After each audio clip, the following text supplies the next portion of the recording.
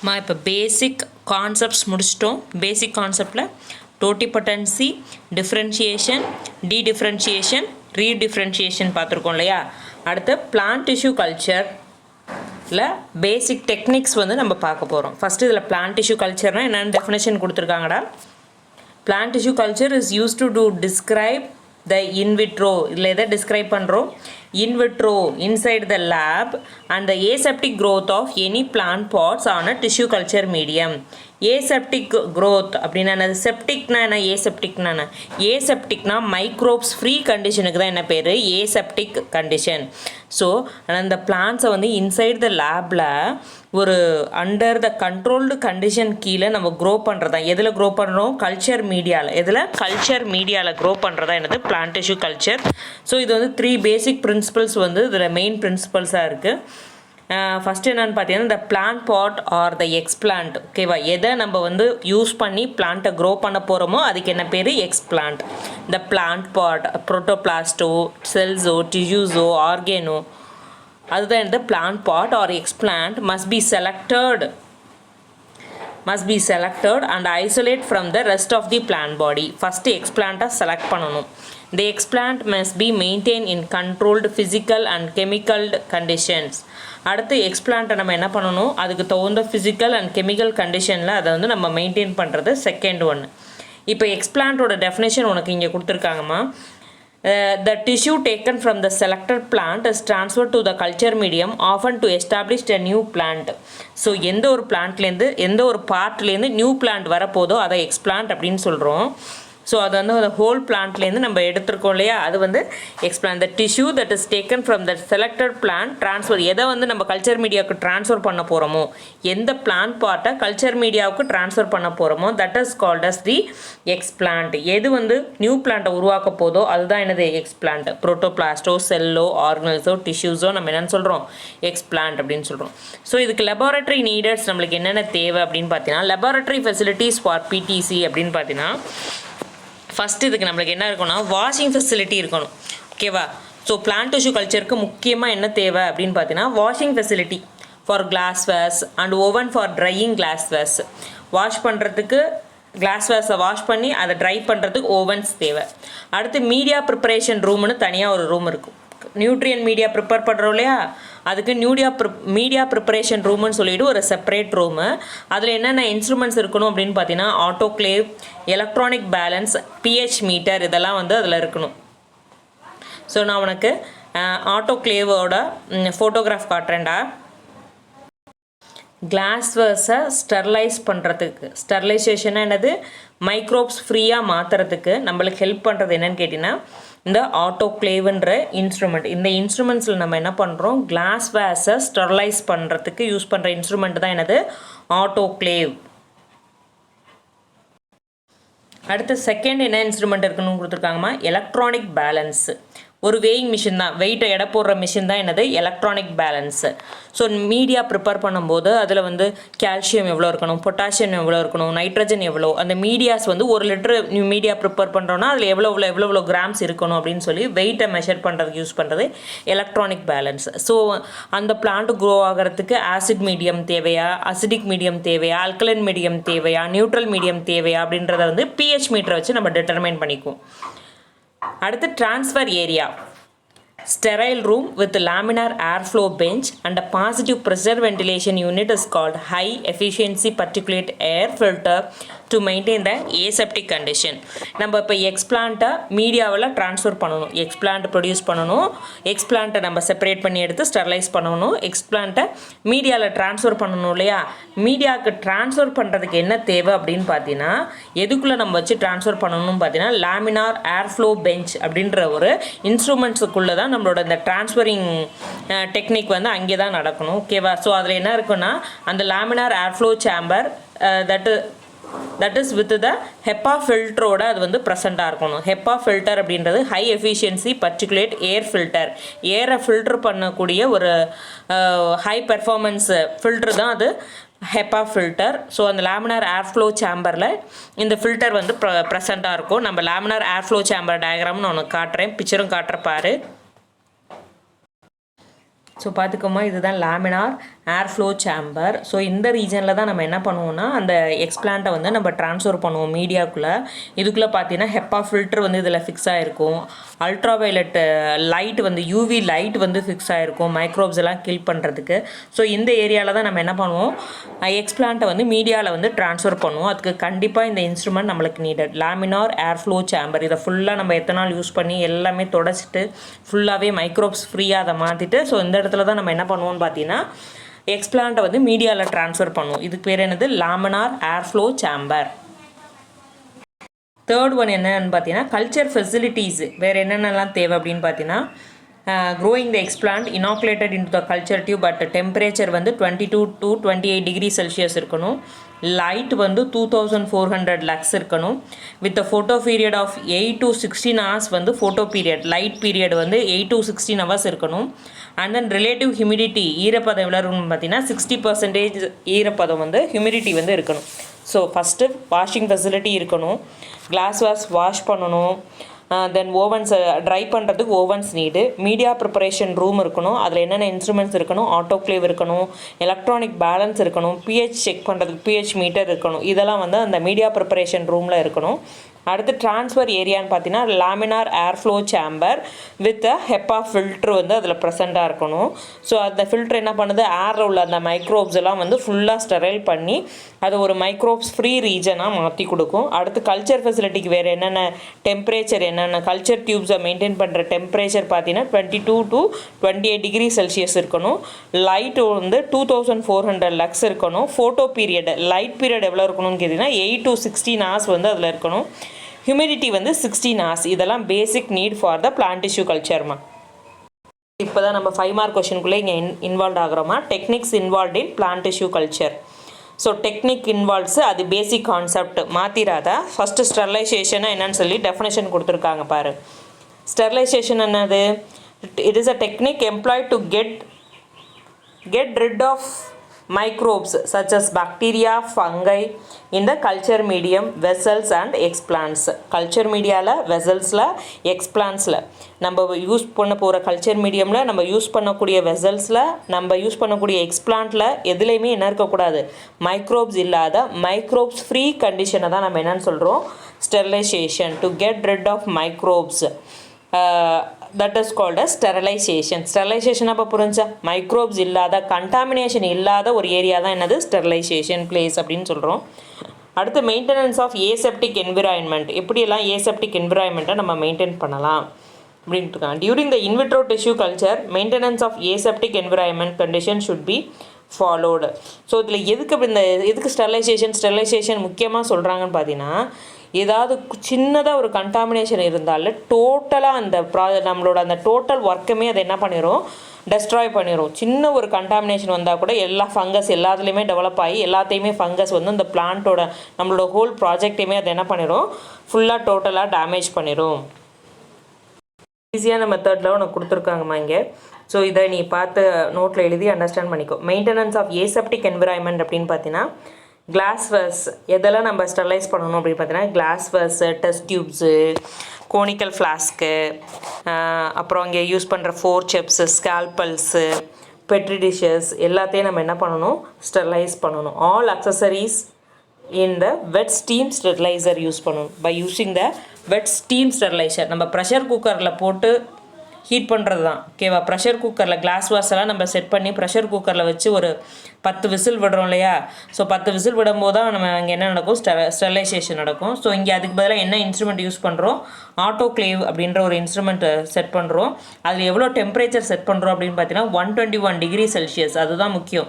ஆட்டோக்ளேவில் எத்தனை degree maintain பண்ணுறோம், 121 degree Celsius for 15 to 30 minutes. இதை யூஸ் பண்ணும்போது அந்த கிளாஸ் வாஷில் ஃபோர்செப்ஸ்னால் இடுக்கி மாதிரி இந்த அப்படி பிடிக்கிறது இருக்குல்லம்மா, அதுதான் ஃபோர்செப்ஸ். ஸ்கேல்பல்ஸ் அப்படின்னா அந்த நியூட்ரியன்ஸ் எல்லாம் இது நம்மளோட நைட்ரஜன், பொட்டாசியம், அமோனியா அதெல்லாம் இருக்கு இல்லையா, அந்த நியூட்ரிஷன்லாம் எடுக்கிற ஸ்பூனுக்கு பேர் தான் என்னது ஸ்கால்பல். ஃபோர்செப்ஸ்னால் வந்து இடிக்கி மாதிரி பிடிக்கிறதுக்கு பேர் ஃபோர்செப்ஸ். ஸோ இதெல்லாம் வந்து நம்ம ஸ்டெர்லைஸ் பண்ணணும். எதில் வச்சு ஸ்டெர்லைஸ் பண்ணுறோம்? ஆட்டோக்ளேவில் வச்சு ஸ்டெர்லைஸ் பண்ணுறோம். டெம்பரேச்சர் எவ்வளோ செட் பண்ணுறோம்? 121 டிகிரி செல்சியஸ். எத்தனை மினிட்ஸ்க்கு? 15 to 30 மினிட்ஸுக்கு. இது பண்ண முடியல அப்படின்னு பார்த்தீங்கன்னா என்ன பண்ணணும்னா, dipping the instruments with 70% ethanol is followed by flaming and cooling. So இப்போ வந்து நம்ம அதை பண்ண முடியல அப்படின்னு பார்த்தீங்கன்னா அதை என்ன பண்ணுறோன்னா 70% எத்தனால் அதை வந்து ஃபுல்லாக டிப் பண்ணிவிட்டு அதுக்கப்புறம் அதை நம்ம நல்லா ஹீட் பண்ணிவிட்டு அதுக்கப்புறம் கூல் பண்ணணும். ஸோ இது மூலமாக கிளாஸ் வேஸை நம்ம வந்து ஸ்டெர்லைஸ் பண்ணலாம். அடுத்து செகண்ட் என்ன கொடுத்துருக்காங்கன்னா, sterilization of culture room. Laminar airflow chamber பார்த்தோம் இல்லையா, ஸோ அங்கே எப்படி நம்ம அந்த இடத்த எப்படி ஸ்டெர்லைஸ் பண்ணுறது அப்படின்னா, floors and walls are cleaned with detergents. அங்கே அந்த ரூம் ஃபுல்லாக அந்த பிளான்ட் டிஷ்யூ கல்ச்சர் ரூம் ஃபுல்லாக நம்ம என்ன பண்ணுறோம், அதோட வால்ஸை வந்து டிடர்ஜென்ட்ஸ் வச்சு க்ளீன் பண்ணிவிட்டு 2% sodium hypochlorite or 95% ethanol use பண்ணி க்ளீன் பண்ணணும். 2% சோடியம் ஹைப்போக்ளோரைட் ஆர் 95% எத்தனால். நல்லா ஞாபகம் வச்சுக்கோ, லேமினார் ஏர்ஃப்ளோ சேம்பரை க்ளீன் பண்ணுறதுக்கு 2% sodium hypochlorite or 95% ethanol use பண்ணி ஃபுல்லாக க்ளீன் பண்ணணும். தென் அதுக்கப்புறம் அதை முடிச்சதுக்கப்புறம் அந்த ஃப்ரண்ட்டில் இருக்க கிளாஸை மூடிட்டு யூவி லைட்டை நம்ம 15 மினிட்ஸ் ஆன் பண்ணும்போது அதில் உள்ள மைக்ரோப்ஸ் எல்லாமே என்ன ஆயிரும்? டெஸ்ட்ராய் ஆயிரும். ஓகேவா? அந்த க்ளீனிங் முடிச்சதுக்கப்புறம் 2% சோடியம் ஹைப்போக்ளோரைட்டில் க்ளீன் பண்ணதுக்கப்புறம் மேலே உள்ள கிளாஸை ஃபுல்லாக கவர் பண்ணிவிட்டு, ஏன்னா யூவி ரேஸ் நம்ம ஸ்கின்ல பட்டால் நம்மளுக்கு என்னது கேன்சரை இன்டியூஸ் பண்ணும் இல்லையா, ஸோ அந்த கிளாஸை ஃபுல்லாக மூடிட்டு யூவி லைட்டோட சுவிட்சை ஆன் பண்ணி 15 மினிட்ஸ் நம்ம மெயின்டைன் பண்ணும்போது மைக்ரோப்ஸ் வந்து அந்த இடத்துல ஃபுல்லாக டெஸ்ட் ஆகிடும். தேர்ட் ஹெட்டிங் அதில் என்ன கொடுத்துருக்காங்கன்னா, ஸ்டெர்லைசேஷன் ஆஃப் நியூட்ரியன் மீடியா கொடுத்துருக்காங்கம்மா. ஸோ நியூட்ரியன் மீடியாங்கிறது என்னது? அந்த பிளான்ட் செல் க்ரோ ஆகிறதுக்கு தேவையான ஒரு மீடியம். எப்படி பிளான்ட் க்ரோ ஆகணும்னா சாயில் தேவையோ, அங்கே அந்த பிளான்ட் செல் க்ரோ ஆகணும்னா அதுக்கு தகுந்த மீடியா, நியூட்ரியன் மீடியா, அதை தான் நியூட்ரியன் மீடியா. அதை எப்படி ஸ்டெர்லைஸ் பண்ணுறது அப்படின்னா, ஃபஸ்ட்டு மீடியா எடுத்து ப்ரிப்பேர் பண்ணிக்கிறோம். நம்ம ப்ராஜெக்ட்டு தகுந்த மாதிரி 100 ml மீடியா வேணால் 100 ml, 1000 ml மீடியா வேணும்னா 1000 ml மீடியா ப்ரிப்பேர் பண்ணுறோம். அதை என்ன பண்ணுறோம், இந்த கல்ச்சர் மீடியாவை ஒரு பிளான்ட் செல்லுக்கும் ஒரு விதமான மீடியாஸ் வந்து நீடட் இருக்கும். ஸோ அப்போ வந்து அந்த மீடியாவை ப்ரிப்பேர் பண்ணி அதை வந்து பீக்கரில் ரெடி பண்ணுவோம். பீக்கரில் வந்து இப்போ ஒரு 100 ml அப்படின்னு வச்சுக்குவேன். அதில் நைட்ரஜன் எவ்வளோ இருக்கணும், ஜிங்க் எவ்வளோ இருக்கணும், போரிக் ஆசிட் எவ்வளோ இருக்கணும், பொட்டாசியம் எவ்வளோ இருக்கணும், கால்சியம், அமோனியம், மெக்னீஷியம் இதெல்லாம் எவ்வளோ இருக்கணும்னு சொல்லிட்டு ஒரு ரேஷியோ இருக்குது. அந்த ரேஷியோ படி அதை மெஷர் பண்ணி அந்த 100 ml வாட்டரில் நம்ம நல்லா மிக்ஸ் பண்ணிவிட்டு அதை என்ன பண்ணுவோம் அப்படின்னு கேட்டிங்கன்னா, கோனிக்கல் ஃப்ளாஸ்க்கு ட்ரான்ஸ்ஃபர் பண்ணுவோம். எதுக்கு ட்ரான்ஸ்ஃபர் பண்ணுவோம்? ஒரு கோனிக்கல் ஃப்ளாஸ்க்கு ட்ரான்ஸ்ஃபர் பண்ணி அது மேலே நல்லா ஒரு காட்டன் ப்ளக் வச்சு நல்லா ப்ரெஸ் பண்ணி மூடிடுவோம். அந்த காட்டன் எப்படி இருக்கும்னா நான் அப்சார்பன்ட் காட்டனாக இருக்கும். அந்த லிக்விட் மீடியா மேலே பட்டால் கூட அந்த காட்டன் என்ன பண்ணாது, அதை அப்சர்வ் பண்ண முடியாது. ஒரு காட்டன் ப்ளக் வச்சு அதை ஹோல்ட் பண்ணலாம். அப்படி இல்லைன்னா என்னது, ஒரு பிளாஸ்டிக்கோ இல்லை இந்த ஃபாயிலாம் இருக்கு இல்லையா, அது மாதிரி வச்சு நம்ம அதை கவர் பண்ணிவிட்டு அதை ஆட்டோக்ளேவ் பண்ணணும். அந்த இன்ஸ்ட்ருமெண்ட் இருக்கு இல்லையா, ஆட்டோக்ளேவ் காட்டினா இல்லையா, அந்த இன்ஸ்ட்ருமெண்ட்டுக்குள்ளே வச்சு 121 டிகிரி செல்சியஸில் 15 மினிட்ஸ் நம்ம அதை நல்லா ஸ்டெர்லைஸ் பண்ணும்போது அதில் உள்ள மைக்ரோப்ஸ் ஃபுல்லாக க்ளீன் ஆகிடும் நம்மளுக்கு.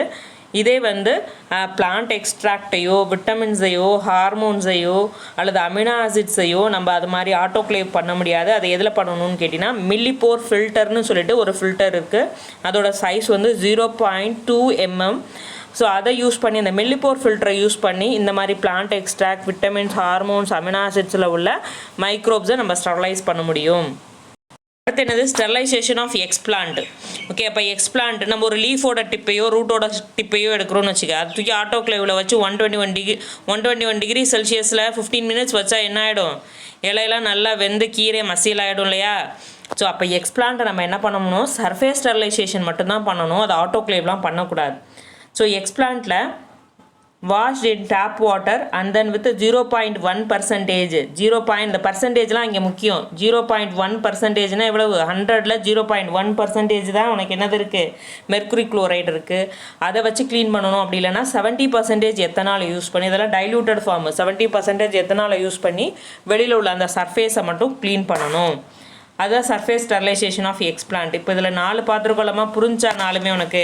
ஃபஸ்ட்டு என்ன பார்த்தோம், மெயின்டெனன்ஸ் ஆஃப் ஏசெப்டிக் என்விரான்மெண்ட்டை, கிளாஸ் வாஸ் எப்படி க்ளீன் பண்ணுறது, கல்ச்சர் ரூம் எப்படி க்ளீன் பண்ணுறது, தென் மீடியா எப்படி வந்து க்ளீன் பண்ணுறது, எக்ஸ்பிளான்ஸை வந்து எப்படி ஸ்டெர்லைசேஷன் பண்ணுறது. ஸ்டெர்லைசேஷன்லேயே 4 ஸ்டெப்ஸ் பார்த்துருக்கோம், நல்லா ஞாபகம் வச்சுக்கோ. இப்போ நம்ம techniques involve in plant tissue கல்ச்சரில் ஸ்டெர்லைசேஷன் முடிச்சிருக்கோமா. ஸ்டெர்லைசேஷனில் glasswares sterilisation, explant sterilisation, media sterilisation, culture room sterilisation முடிச்சிருக்கோம். அடுத்து இதில் செகண்ட் என்ன இருக்குன்னா மீடியா ப்ரிப்ரேஷன். செகண்ட் என்னது மீடியா ப்ரிப்ரேஷன். இப்போ நம்ம என்ன பார்க்க போகிறோம், மீடியா ப்ரிப்ரேஷன். எல்லாமே ஸ்டெர்லைஸ் பண்ணியாச்சு. அடுத்து நம்ம மீடியா ரெடி பண்ணணும் பிளான்ட் டிஷ்யூ கல்ச்சருக்கு. So success of the tissue culture, நம்மளோட ப்ராஜெக்ட் சக்ஸஸா இல்லை ஃபெயிலியரா அப்படின்றத டிட்டர்மைன் பண்ணுறதே இந்த மீடியா ப்ரிப்பரேஷனும் அதில் உள்ள காம்போஷன்ஸும் தான்.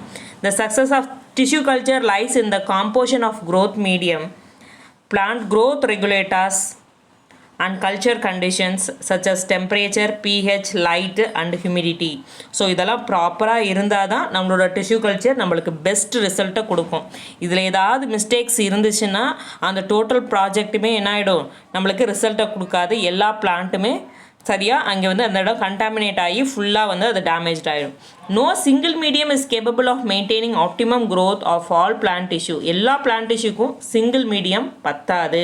ஒரு பிளான்ட்டுக்கும் நியூட்ரிஷனுங்கிறது வந்து ஒரு ரேஷியோவில் டிபெண்டாக இருக்கும். ஸோ வந்து அந்த மீடியம்ங்கிறது வந்து பிளான்ட்டுக்கு பிளான்ட் வேரி ஆகும். Suitable nutrient medium as per the principle of tissue culture is prepared and used. அதுக்கு தகுந்த மாதிரி ப்ரிப்பேர் பண்ணி யூஸ் பண்ணிக்கணும்.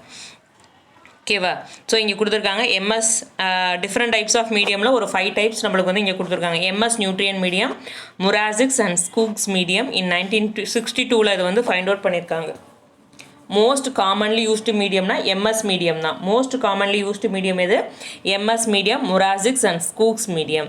அதில் என்னென்ன சோர்ஸ் இருக்குன்னு பாரு. It has a carbon source with suitable vitamins and hormones இருக்குது. The medium formulation available for plant tissue cultures other than MS இல்லாமல் வேறு எதெல்லாம் இருக்குன்னு பார்த்தீங்கன்னா B5 மீடியம்.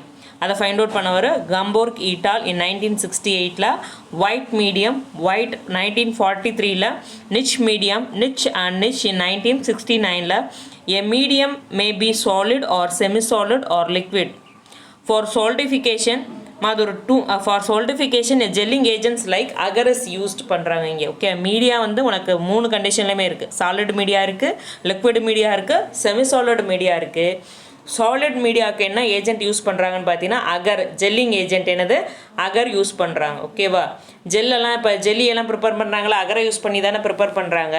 ஸோ அது மாதிரி சாலிட் மீடியா உருவாக்கணும்னா நம்ம அகர் வந்து இந்த இடத்துல ஆட் பண்ணணும். இது ஒரு 2 mark question. What are the different types of media? What are தேமா? MS media, B5 media, whites media, niche media. These were different types of medias. Agar 2 mark கொஷின்மா மார்க் பண்ணிக்க. எ காம்ப்ளெக்ஸ் மியூஸ்லேஜினியஸ்னால் என்னது கொஞ்சம் மியூக்கஸாக இருக்கிறது. Polysaccharide contain many saccharides obtained from marine algae. It is obtained from the marine algae. marine என்னது கடலில் இருக்கிற ஒரு விதமான ஆல்கேலேருந்து எடுக்கிறதா இந்த அகர். seaweed is used as a solidifying agent in media preparation. 1 mark question. So solidifying agent எது media ப்ரிப்பரேஷனை, மீடியாவை சாலிடாக மாற்றுறது agar. It is a seaweed, it's a marine algae. அடுத்து கல்ச்சர் கண்டிஷன்மா. மீடியா அடுத்து என்னது கல்ச்சர் கண்டிஷன். இப்போ ஸ்டெர்லைசேஷன் முடிஞ்சிருச்சு, மீடியா ப்ரிப்பரேஷன் முடிஞ்சிருச்சு. தேர்ட் என்ன ஹெட்டிங்னா கல்ச்சர் கண்டிஷன். கல்ச்சர் கண்டிஷன்ஸ் என்னென்ன வேணும்னு பார்த்தீங்கன்னா pH வந்து 5.6லேருந்து 6, 5.6 to 6மா. இது important 1 mark question. Culture condition என்னது, pH வந்து 5.6லேருந்து 6, டெம்பரேச்சர் வந்து 25 டிகிரி செல்சியஸ்லேருந்து plus or minus 2 degree Celsius. 25ல் +2 போகலாம், அல்லது +2 வந்து மைனஸ் ஆகலாம். அதான் plus or minus 2 degree Celsius. ஹியூமிடிட்டின்னு பார்த்தோம்னா 50 to 60%. Light intensity, light need பார்த்தீங்கன்னா 1000 to 2000 lux. Culture condition pH என்னது 5.6 to 6 இருக்கணும். டெம்பரேச்சர் 25 டிகிரி செல்சியஸ் +or-2 இருக்கணும். ஹியூமிடிட்டி வந்து 50லேருந்து 60% ஈரப்பதம் இருக்கணும். லைட் இன்டென்சிட்டி பார்த்தீங்கன்னா 1000லேருந்து 2000 லக்ஸ் வந்து லைட் இன்டென்சிட்டி இருக்கணும். அடுத்து ஏரேஷன். ஏரேஷன் என்னது, ஸ்டெரைல் ஏரை உள்ளர பாஸ் பண்ணணும், அப்போ தான் அந்த மீடியா வந்து நல்ல குட் கண்டிஷனில் இருக்கும் அப்படின்றது. லிக்விட் மீடியாவுக்கு எதை யூஸ் பண்ணுறோம்னா ஷேக்கிங் த ஃப்ளாஸ்க். லிக்விட் மீடியாவை கண்டினியூஸாக ஷேக் பண்ணுறோம். ஃப்ளாஸ்கையோ டியூபையோ எதை யூஸ் பண்ணுறோன்னா பை யூஸிங் ஆட்டோமேட்டிக் ஷேக்கர்னு சொல்லிட்டு ஒரு மிஷின் இருக்குது. அதில் தூக்கி நம்மளோட மீடியாவை வச்சிட்டோன்னு வச்சுக்குவேன், கண்டினியூஸாக அது வந்து ஆடிக்கிட்டே இருக்கும், ஷேக் ஆகிட்டே இருக்கும். அப்போ ஏர் என்னது உள்ளர பாஸ் ஆகிட்டே இருக்கும், அதுதான் என்னது ஏரேஷன். ஸோ ஸ்டெரைல் ஏரை மீடியாக்குள்ளே பாஸ் பண்ணுறதா என்னது ஏரேஷன். நல்லா லிசன் பண்ணிக்கமா, இதான் பேசிக் ஸ்டெப்ஸு. ஒரு பிளான்ட் இருக்குது, பிளான்ட்டோட லீஃபோட மீசோஃபில்லேருந்து ஒரு டிஷ்யூ சாம்பிளை எடுத்து நியூட்ரியன் மீடியம்னா அதை ப்ளேஸ் பண்ணுறோம். அந்த லீஃப் என்ன ஆகுது அப்படின்னு பார்த்தீங்கன்னா இந்த நியூட்ரியன் மீடியமை அப்சர்வ் பண்ணி அது கேலஸாக ஃபார்ம் ஆகுது, அன்டிஃப்ரென்ஷியேட்டட் கேலஸாக ஃபார்ம் ஆகுது.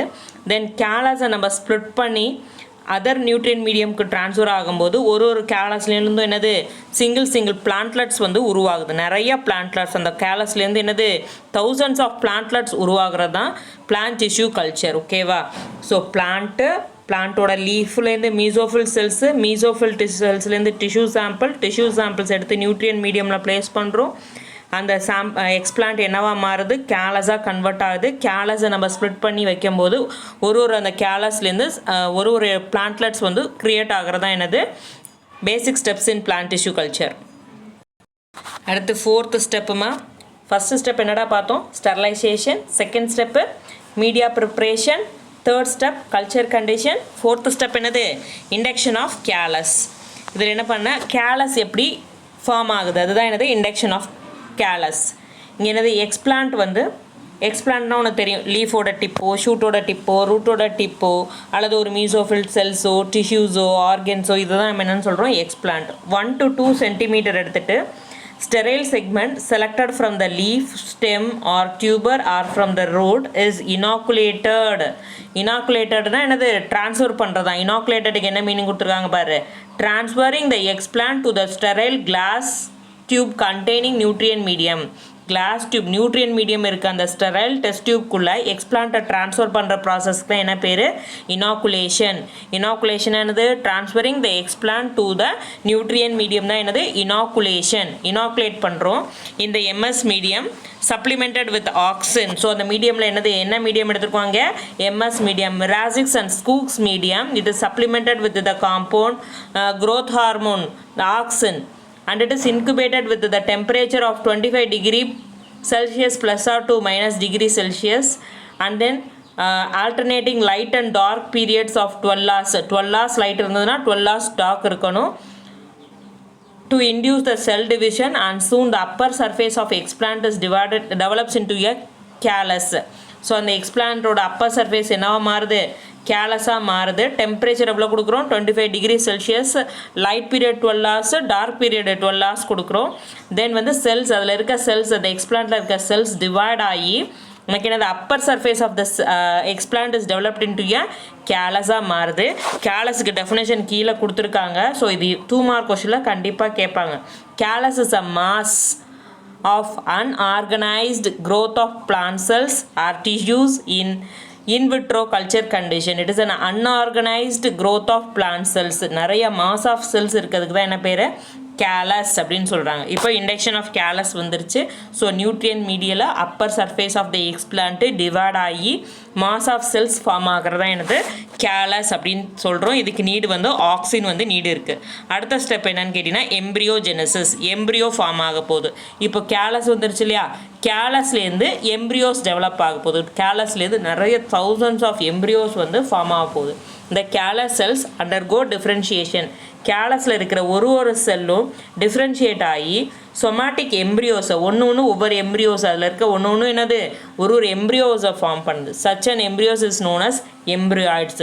ஒரு எம்ப்ரியாய்ட்ஸுக்கும் என்னது ஒரு பிளான்ட்லெட்டை ப்ரொடியூஸ் பண்ணுற எபிலிட்டி இருக்குது. Callus cells undergo differentiation and produces somatic embryos. இந்த இடத்துல சொமாட்டிக் எம்ப்ரியோஸ்னு ஏன் சொல்கிறோம், ஸோ இங்கே வந்து என்னது மேல் கேமெட்டோ ஃபீமேல் கேமெட்டோ எதுவுமே அதில் இன்வால்வ் ஆகலை. ஜெர்மினல் பார்ட்ஸ் வந்து அதில் இன்வால்வ் ஆகலை. வெறும் பாடி செல்ஸ் லீஃப்லேருந்து தான் நம்ம உருவாக்கிட்டு வரோம் இல்லையா, அதுக்குனால இதுக்கு என்ன பேர் somatic embryogenesis. The embryos are subculture to produce the plantlets. எம்ப்ரியாய்டுனா என்னன்னு சொல்லி 2 மார்க்கில் கேட்பாங்க, அதை பார்த்துக்கோ. அடுத்த ஸ்டெப் வந்து ஹார்டனிங்னா இப்போ இன்விட்ரோ ரூம் டெம்பரேச்சர்லேருந்து அந்த இன்சைடு த லேப் கண்டிஷன்லேருந்து க்ரீன் ஹவுஸ் எஃபெக்ட்லேருந்து நார்மல் கண்டிஷனுக்கு பிளான்ட்டை ட்ரான்ஸ்ஃபர் பண்ணுறதா என்னது ஹார்டனிங். லேப்லேருந்து க்ரீன் ஹவுஸ் க்ரீன் ஹவுஸ்குள்ளே கொண்டு வரணும். அதுக்கப்புறம் க்ரீன் ஹவுஸ்லேருந்து வெளியில் கொண்டு வந்து அதுக்கு நார்மல் கார்டனுக்கு நார்மல் என்வரான்மெண்ட்டுக்கு கொண்டு வர ப்ராசஸ் தான் என்னது ஹார்டனிங். ஸோ இது மாதிரி அந்த பிளான்ட் லேப் கண்டிஷன்லேருந்து நம்மளோட நார்மல் என்வரான்மெண்ட்டை அக்செப்ட் பண்ணிக்கிறதுலையே அதுக்கு என்ன பேர் அப்படின்னு பார்த்தீங்கன்னா அக்ளமேட்டேஷன். ஓகேவா? ஸோ இந்த கண்டிஷன்லேருந்து இந்த கண்டிஷன் பிளான்ட் தன்னை அடாப்ட் ஆகி மாற்றிக்கிறதுலையே அதுக்கு என்ன பேர் acclimatation. Hardening is a gradual exposure of in vitro developed plantlet in a humid chamber in diffused light. Normal லைட்டில் நார்மல் கண்டிஷனுக்கு லேப் கண்டிஷன்லேருந்து நார்மல் சன்லைட் கண்டிஷனுக்கு கொண்டு வரதான் என்னது ஹார்டனிங். ஸோ இந்த 6 ஸ்டெப்ஸை எழுதினீங்கன்னா உனக்கு basic techniques involved in plant tissue culture முடிஞ்சிருச்சுமா. ஸ்டெரிலைசேஷன் எழுதணும், செகண்ட் என்னது மீடியா ப்ரிப்பரேஷன் எழுதணும், culture condition, induction of callus, embryogenesis, hardening. இந்த 6 ஸ்டெப்ஸும் எழுதினீங்கன்னா basics techniques in plant tissue culture முடிஞ்சிச்சு. பேசிக் கான்செப்ட்னு கேட்டிங்கன்னா டோட்டிபொட்டன்சி, டிஃப்ரென்ஷியேஷன், ரீடிஃப்ரென்ஷியேஷன் இருக்கு இல்லையா, அது எழுதணும். ஸோ பேசிக் டெக்னிக் அப்படின்னு கேட்டிங்கன்னா இந்த ஸ்டெப்ஸ் தான் எழுதணும். Media preparation, culture condition, induction of callus, embryogenesis, hardening தான் எழுதணும். ஓகேம்மா, இது இம்பார்ட்டன்ட், ரெண்டுமே இம்பார்ட்டன்ட் கொஸ்டின். தரவாக படிச்சுக்கோமா. தேங்க்யூ.